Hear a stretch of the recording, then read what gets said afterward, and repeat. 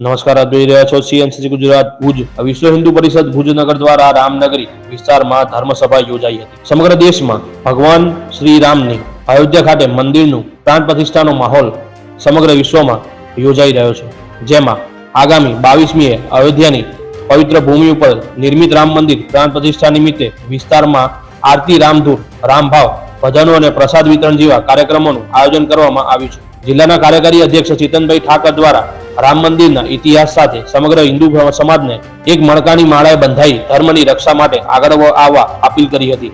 આજના કાર્યક્રમમાં શહેર મંત્રી જયેશભાઈ કોઠારી, પ્રવીણભાઈ ચૌહાણ, હિરેનભાઈ ભાનુશાલી, વિઠોડ પ્રખંડ અધ્યક્ષ સંદીપભાઈ મોરસિયા, સ્થાનિકે પોપટભાઈ કોટવાલ, શંકરભાઈ, નાનજીભાઈ, સોનજીભાઈ, જયંતિભાઈ સાથે મોટી સંખ્યામાં ભાઈઓ બહેનો ઉપસ્થિત રહ્યા હતા.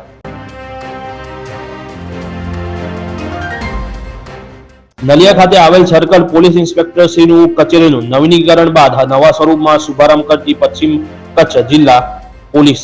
કચ્છ જિલ્લાના પશ્ચિમ વિસ્તારમાં આવેલા નલિયા ખાતે આવેલ સર્કલ પોલીસ ઇન્સ્પેક્ટર નલિયા સર્કલની કચેરી ઈસવીસન વર્ષ 1971માં બનાવેલ મકાનનો 52 વર્ષ બાદ શ્રી જીઆર મોથલિયા પોલીસ મહાનિરીક્ષકની બોર્ડર રેન્જ ભુજ નાઓના માર્ગદર્શન હેઠળ તથા શ્રી મહેન્દ્ર બગડિયા આઈપીએસ પોલીસ અધ્યક્ષ શ્રી પશ્ચિમ કચ્છ ભુજ નાઓની સૂચના મુજબ સરકારી અને લોક ભાગીદારીથી સીપીઆઈ ચેમ્બર, ઇન્વેસ્ટિગેશન અને investigation room, rest room, attach toilet, bathroom તથા કચેરીની ફરતે ફેન્સિંગ અને ગાર્ડનિંગ વગેરે નવીનીકરણ થયેલ નલિયા સર્કલ પોલીસ ઇન્સ્પેક્ટર શ્રીની કચેરીનો શુભારંભ આજરોજ શ્રી પ્રદ્યુમનસિંહ એમ જાડેજા, ધારાસભ્ય અબડાસા વિધાનસભા, શ્રી મહેન્દ્ર બગડિયા આઈપીએસ પોલીસ અધિક્ષક શ્રી પશ્ચિમ કચ્છ ભુજ સાહેબશ્રીઓની વરદસ્તે નલિયા અબડાસા ખાતે નવો શુભારંભ કરવામાં આવ્યો હતો. Circle police inspector Naliya circle કચેરી રિનોવેશન બાદ હવે નલિયા સર્કલમાં આવતા જખો, નલિયા, કોઠારા તથા વાયર એમ 4 પોલીસ સ્ટેશનના સાયબર એટેકથી લગતા ગુના, પોસ્કો જેવા ગુના તથા વિશેષ કાયદા અંતર્ગત બનતા ગુનાઓની તપાસ થતા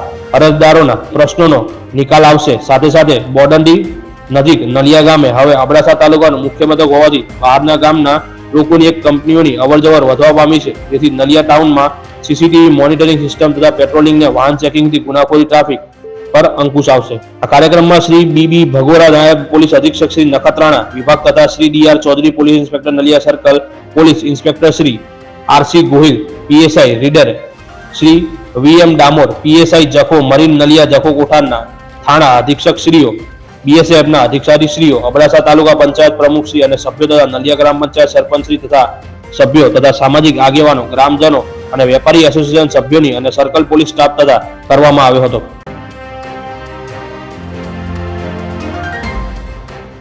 સમગ્ર વિશ્વમાં ભગવાન શ્રી રામનું ભવ્ય રામ મંદિરની પ્રતિષ્ઠાની ઉજવણી હર્ષોલ્લાસ અને જોરશોરથી ચાલી રહી છે. અયોધ્યામાં રામલલાનું ભવ્ય મંદિર અને ભગવાનની પ્રાણ પ્રતિષ્ઠા યોજાનાર છે, ત્યારે સિદ્ધપુર શહેરમાં અમરનાથ મહાદેવ મંદિર સરસ્વતી સોસાયટી પાસે 16/1/2024ના મંગળવારે રાત્રે 8 કલાકથી શ્રી રામ કથાનું ભવ્ય આયોજન સિદ્ધપુર ખાતે યોજાયું છે. જેમાં અનુસંધાને મંગળવારે હાથમાં ભગવો ધ્વજા લઈ આશરે 200 લોકોની જનમેદની સાથે ભાજપના પદાધિકારીઓ, નગરપાલિકાના સત્તાધીશો સાથે પૂજ્ય દીપાલી દીદીને બગીમાં બિરાજમાન કરીને આતશબાજી કરી રાજવી ડીજેના તાલે વાજતે ગાજતે અને ભગવાન શ્રીરામના ભજનો તેમજ શ્રીરામના નાદ સાથે અમરનાથ મહાદેવ શ્રી રામ કથાના સ્થળે પહોંચ્યા હતા. રાત્રે કથાના વક્તા પૂજ્ય દીપાલી દીદી દ્વારા મર્યાદા પુરુષોત્તમ શ્રી રામના જીવન વિશે અને ભજનો સાથે કથા યોજાઈ હતી. આ રામકથા આગામી તારીખ 20/1/2024 શનિવાર સુધી યોજાશે.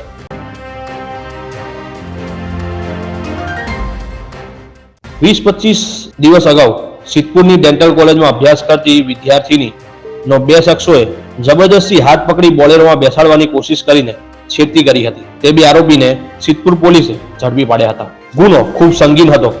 સિદ્ધપુરના ડેન્ટલ કોલેજમાં અભ્યાસ કરતી વિદ્યાર્થીની છેડતી મામલે 2 શખ્સોની તાજેતરમાં સિદ્ધપુર પોલીસ સ્ટેશનમાં ફરિયાદ નોંધાઈ હતી અને તાજેતરમાં જ તેમની અટકાયત પણ થઈ હતી. પણ 2 શખ્સો છેલ્લા 15-20 દિવસથી નાસ્તા ફરતા હોય સિદ્ધપુર પોલીસે બાતમી આધારે 2 શખ્સોને સંજય લાખાભાઈ દેસાઈ, રહે બલિયા, તાલુકો સિદ્ધપુર અને ઇન્દ્રકુમાર હરિશંકર યાદવ, રહે બલિયાને તારીખ 16/1/2024 રોજ બોલેરો જીપ સાથે પકડી પાડ્યા હતા. ડેન્ટલ કોલેજથી બંને આરોપીને ચાલતા પોલીસ સ્ટેશન લાવ્યા હતા અને એમનું જાણે સરઘસ કાઢવામાં આવ્યું હતું અને આરોપીઓને પોલીસ પૂછપરછમાં બનાવની કબૂલાત કરી હતી. તે 2 આરોપીને કોર્ટમાં રજૂ કરી આગળની તપાસ હાથ ધરી હતી.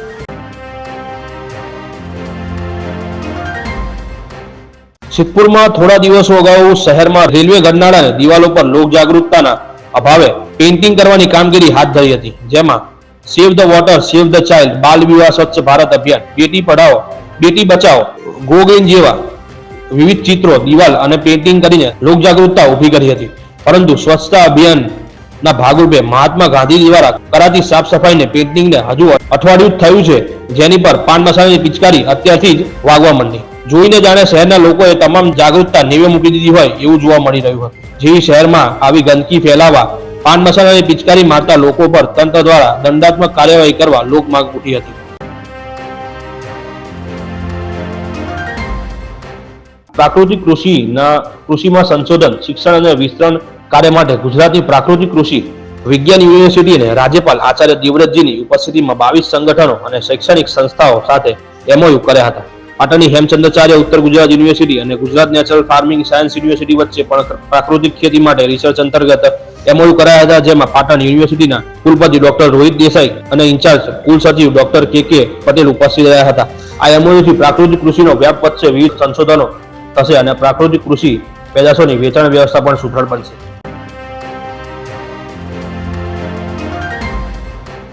અબડાસા તાલુકાના હેરિટેજ વિલેજ તરીકે ઓળખાતા તેરા ગામમાં MBBS ડોક્ટર તેમજ એમ્બ્યુલન્સની સુવિધા ન હોવાથી લોકો બન્યા ત્રાહિમામ. તેરા ગામને લગતા આજુબાજુના આશરે 42 ગામોના લોકો અહીં દવા લેવા માટે આવતા હોય છે. તેમને સુવિધાઓ ન મળતા આજે મીડિયા સમક્ષ રજૂઆતો કરી. આ PHCમાં ડોક્ટરોના કારણે લોકોની માંગો ઉઠી રહી છે. મીડિયા સમક્ષ જણાવ્યું કે જો હવે આ હોસ્પિટલમાં ડોક્ટર કે એમ્બ્યુલન્સ નહીં ફાળવવામાં આવે તો અમે ગાંધી ચિંધ્યા માર્ગ અને હોસ્પિટલને તાળાબંધી પણ કરીશું.